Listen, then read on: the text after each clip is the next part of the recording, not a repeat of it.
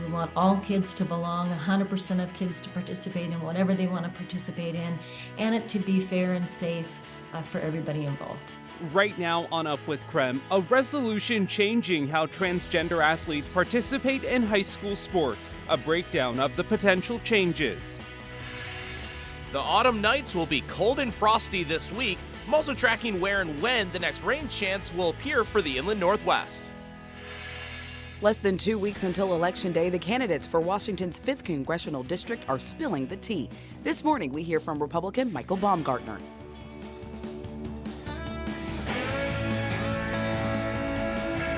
Up with KREM begins now.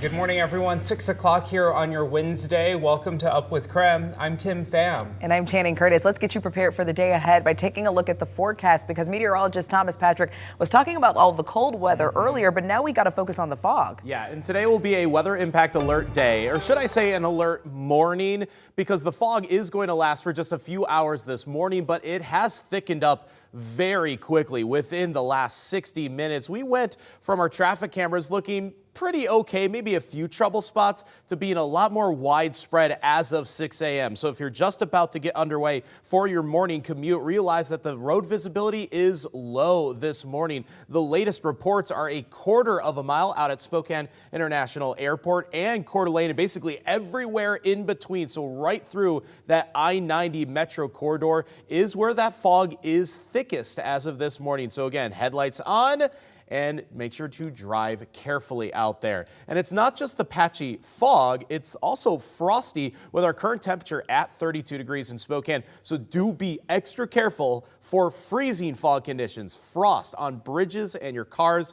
and not just out on the grass as of this morning.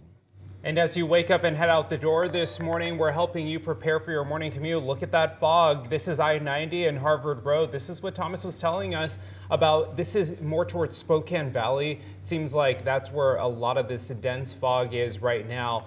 And just take a look. You can barely see through this camera. That just goes to show how foggy the conditions can be. So if you are out on the roadways or getting ready to go out on the roadways this morning, make sure you give yourself some time, give plenty of space in between you and the car ahead of you, and also be sure to have your low beams on while you're driving. On Up with KREM, we bring you weather and traffic together every 30 minutes.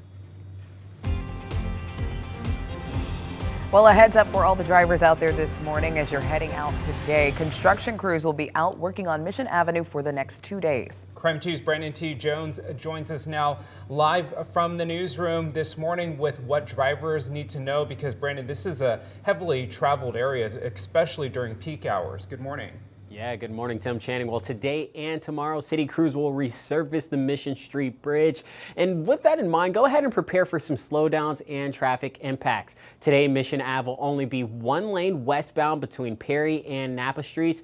The city is saying westbound drivers will experience significant delays and are asking drivers to go ahead and plan for an alternate route or completely avoid the area if possible. Eastbound drivers will detour at Perry Street, north to Illinois Avenue, east to Market Street, and south to Mission. Tomorrow, the roads go ahead in reverse. Thursday, October 24th, Mission Ave will be only one lane eastbound between Napa and Perry. Eastbound drivers will experience significant slowdowns. Westbound drivers will detour at Napa, south to Trent, west to Hamilton, and north to Mission. So signs also will be in place in the construction zone, but as always, go ahead and take your time, slow down in these areas, give crews the space they need to work. But for now, reporting live in the newsroom, I'm Brandon T. Jones, KREM 2 News. Well, this morning, the 15-year-old accused of shooting 6 members of his family remains in custody in King County. Yesterday, he waived his right to appear before a judge. Now, the teen is accused of shooting and killing 5 people, 2 adults and 3 children. A 4th child was also injured. Now, the 2 adults have been identified as Mark and Sarah Humiston. Sarah was a registered nurse until 2022. Mark was a software engineer. Neighbors of the family gathered at a vigil last night to reflect on the loss. It breaks my heart that there was somebody in so much pain that they chose violence against their own family. But also, I think about the activities that those kids were in and the people that they were interacting with and how their friends are feeling right now. We are not naming the suspect because he has not been charged yet, but King County prosecutors do say that the teen does not have a criminal history in the county. This morning, one person is dead after a stabbing in East Central. The Spokane police say that they do have a suspect in mind, but no one is in custody at this hour. A Spokane police detective says a call reporting the incident just came in before 3 p.m. yesterday. One person was stabbed to death at an apartment complex near South Thor and East First Avenue. This is an ongoing investigation. We'll bring you more updates as we learn them. And an update for you this morning, an arrest made after social media threats against Lynn Ritzville School District. It's a story we first brought to you here on Up with KREM yesterday. We now know the suspect is a 14-year-old boy. He's accused of making threats of a shooting and a bomb attack targeting staff, students, and teachers. The Adams County Sheriff's Office confirming there were no explosives found inside the district's high school. The suspect was booked into Martin Hall Juvenile Detention Center.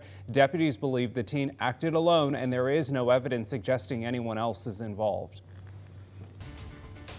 At 6:06, let's take a look at some of today's other top stories. A federal judge has upheld a Washington law banning the sale of at-home rape kits. The judge dismissed a lawsuit that was brought by a Pennsylvania company that sells the kits. Legislation was signed into law last year banning the sale and distribution of self-administered sexual assault kits, in part because it may not give survivors accurate information. Washington's Attorney General argued that data from the at-home kits faces difficulties being admitted as evidence. In the meantime, Idaho's longest-serving death row inmate Thomas Creech is now requesting a new clemency hearing. The petition was filed to challenge the allegation that he is the killer in a California cold case from 1974. Creech's legal team says he had little to no time to address the allegation that came out in court shortly before his last execution attempt. They also want another hearing to address whether or not it would be cruel and dangerous to try and execute him again. This comes after a medical team was unable to carry out Creech's last execution attempt. He is still scheduled to be executed on November 13th.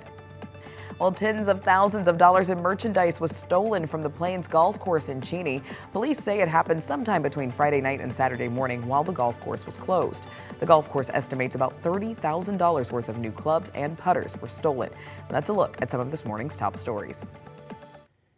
At 6:07, as we take another look at not just the weather forecast, but more importantly, the traffic cameras across the region to reveal where that fog is heaviest. And there are many cameras that are showing low visibility conditions. We're going to start with that left one. That is out in Airway Heights. That's our camera closest towards the airport, so very foggy now in the West Plains. And then right through the core of I-90 at Jefferson Street, that looks to be about a half-mile visibility or so. So it might ebb and flow at times in terms of that visibility, but it's pretty low all throughout Spokane Valley, out towards Post Falls and Coeur d'Alene. It's not just that we're tracking either. Look at to our south. That is the more high cloud cover overhead. It's actually keeping temperatures a little bit aloft for the Palouse this morning, but the trade-off is you might even have a chance for rain this afternoon. So we're tracking fog in the morning and a chance of rain this afternoon for two different areas of the inland Northwest. So a lot of details to cover in my full forecast, of which we will go over in less than 10 minutes. Not coming from a place of hate whatsoever.